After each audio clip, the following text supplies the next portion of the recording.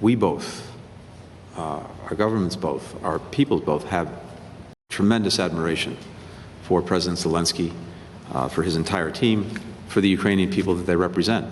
But the courage they've shown, the strength, the determination, the dignity faced with this Russian onslaught is extraordinary. And it's powerfully moving, I think, to people around the world.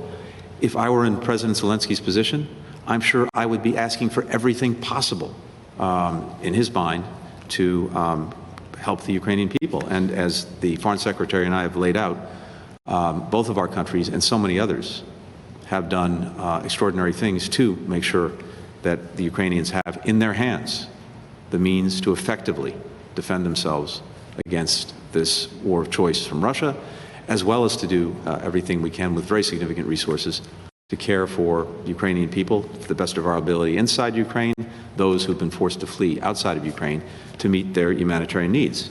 And the goal is the same. It's to end this aggression, it's to save lives, and to prevent more ceaseless, senseless bloodshed. As part of that, we also have to see to it that this war does not expand. Our goal is to end the war, not to expand it, including potentially expand it to NATO territory. We want to make sure that it's not prolonged to the best of our ability. Otherwise, it's going to turn even deadlier, involve more people, and I think potentially even make things harder to resolve in Ukraine itself. So, as the Foreign Secretary said, we have exactly the same perspective on that.